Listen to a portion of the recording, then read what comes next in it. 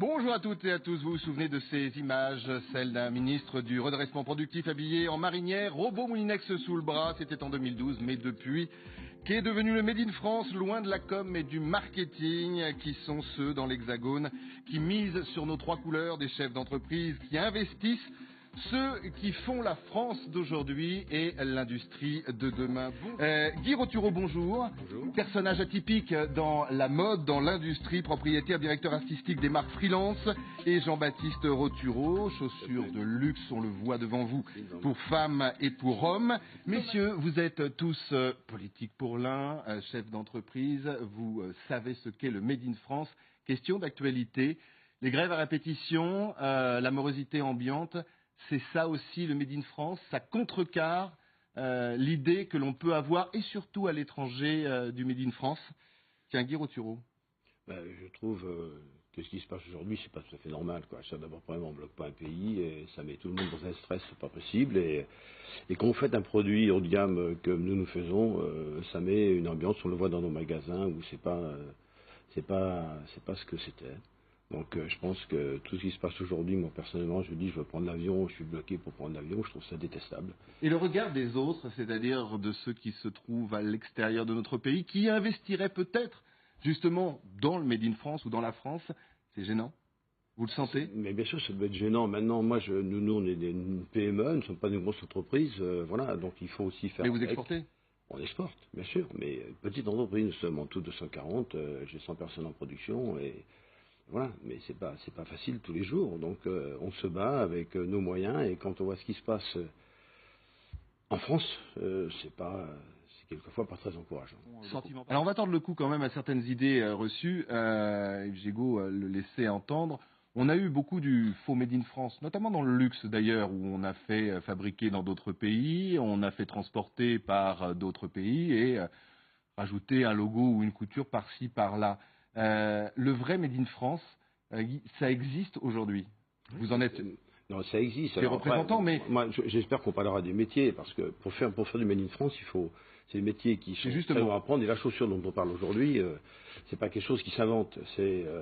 Moi, ça fait malheureusement plusieurs dizaines d'années que j'y suis, et heureusement, et j'aime ce que je fais, et les gens qui travaillent avec moi aiment ce qu'ils font. Mais c'est des gens qui ont de l'expérience, et l'expérience, il faut l'apprendre.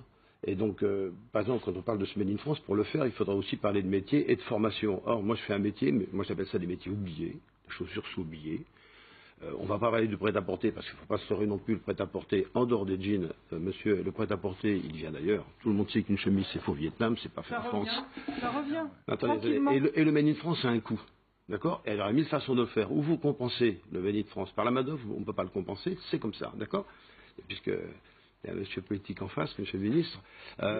Déjà, vous êtes politique française à moi tout seul, je prends ma part, non, mais vous connaissez pas la totalité. L'histoire. Et donc, moi, par exemple, je fais un métier, la chaussure, pas de formation depuis 20 ans. Donc, qu'est-ce qu'on fait? D'accord? Donc, et aussi, je voyais tout à l'heure en taxi, on parle de métier d'art, on met maître ceci, maître cela, maître pâtissier. Ce métier de la chaussure n'a aucune valeur. Donc, il faudrait parler, c'est vraiment un assemblage. Pourquoi vous dites qu'il n'a aucune valeur? Parce que c'est pas reconnu comme un métier d'art. Moi, je pense que tous ces métiers artisanaux devraient être reconnus comme métiers d'art. On n'assemble pas une chaussure comme un Lego qui glitch, on assemble une chaussure à la main, d'accord? Donc tous les gens ont une certaine expérience, un doigté, une finesse, puis l'amour de ce qu'ils font. Mais aujourd'hui, moi j'ai un peu de cheveux blancs, voilà. Mais moi dans l'entreprise dans laquelle je suis, que j'ai faite avec mon frère, on a tous des cheveux blancs, d'accord? Et quand vous voulez dire à un jeune de venir, comme ce métier, la chaussure, pour faire ce qu'on appelle le piquage, une piqueuse en chaussure, c'est des années de formation. Ça n'a rien à voir avec la confection. La confection, vous faites un point, vous enlevez le fil, ça ne se voit pas. La chaussure, c'est autre chose.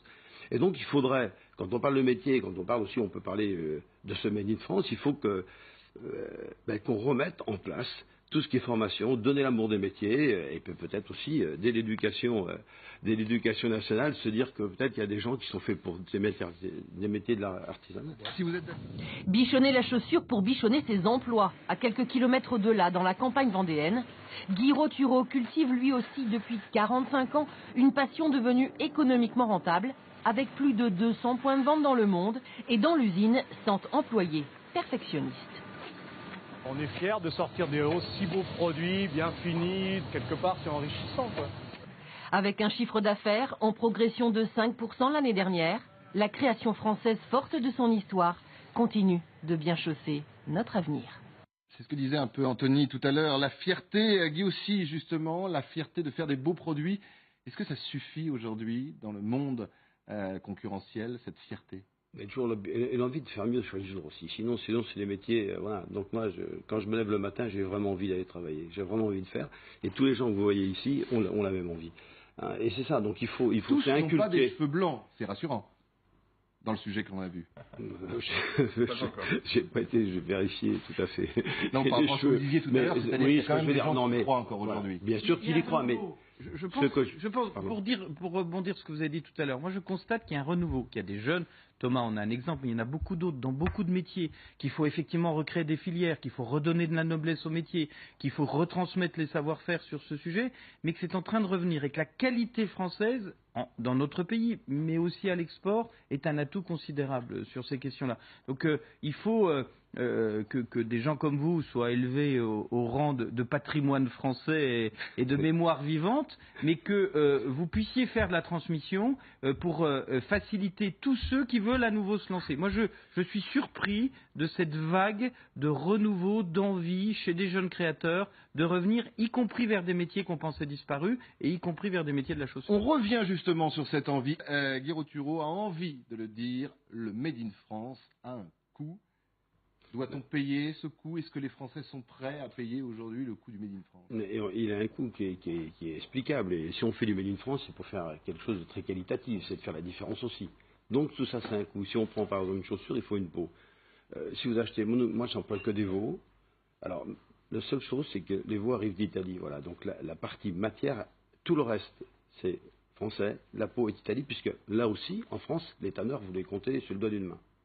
Donc ça aussi, c'est disparu. Donc ça a disparu, là, plus de choses, problème de station, enfin de recyclage de l'eau, c'était tout un problème à l'époque. Personne n'a fait l'effort de s'en occuper, alors qu'en Italie, ils ont fait l'effort de s'en occuper. Voilà. Donc ça s'est fait. Donc si on part d'une peau, si par exemple j'achetais un veau au Pakistan, je le paierais à 20 € du mètre carré. Moi j'achète des veaux en Italie, des veaux qui sont élevés sur la mer, donc parce que la nature de la peau compte beaucoup dans la qualité, dans la beauté d'une chaussure, et ça vaut 70 € du mètre carré. Quand vous faites un prix de revient, vous mettez en haut de la ligne.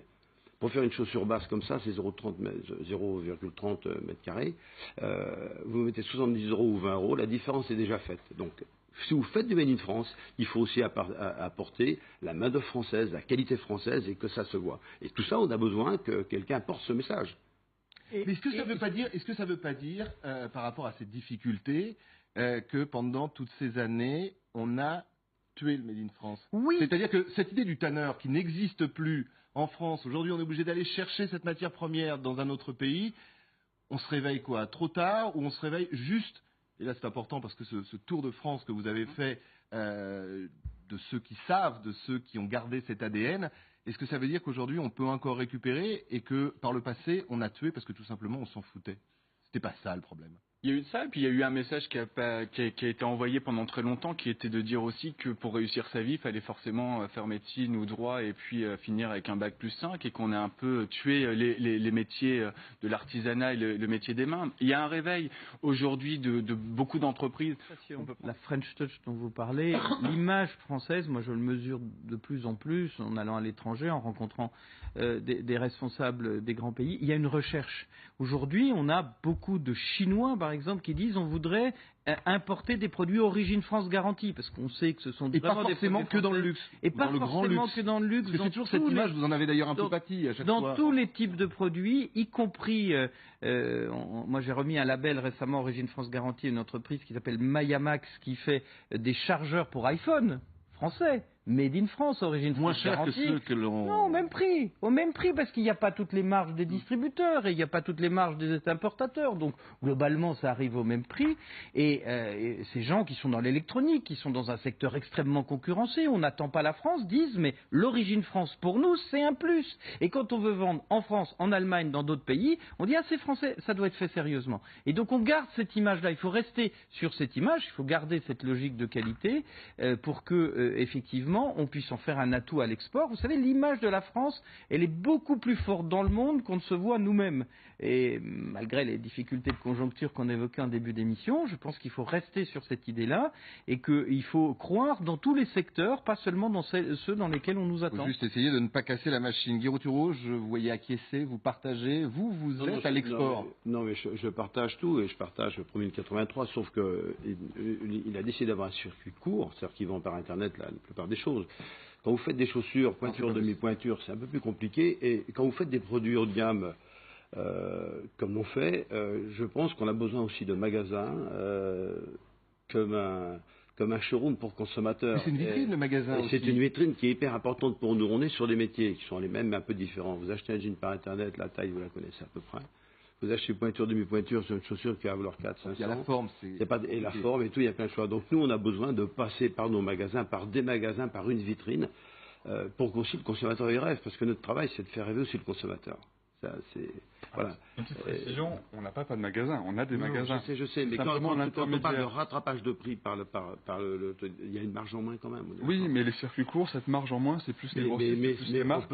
C'est en verticalisant la marque et la production qu'on fait des économies d'échelle. Non, mais on peut tout avoir. Mais je pense que moi, le métier que je fais, il faut que les gens puissent toucher le produit. On est d'accord, c'est ce qu'on fait. On a envie d'ailleurs quand on les voit là. Bah oui, c'est ce que je fais. Alors, on va se quitter dans quelques instants. On vous avait posé, chers téléspectateurs, une petite question. Êtes-vous, oui ou non, concerné par le Made in France?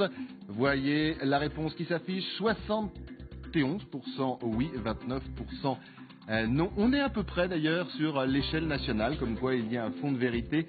Merci beaucoup d'être venu. On se retrouve très bientôt. Bon courage, bonne continuation. Et portons haut et fort les couleurs de notre pays et pas seulement à l'euro. Il y avait la veste d'Igego, il y a aussi, je viens de le remarquer, les boutons de manchette. C'est beau, je ne sais pas si on peut avoir un plan de caméra dessus. Cocorico et vive la France. Merci à vous encore une fois.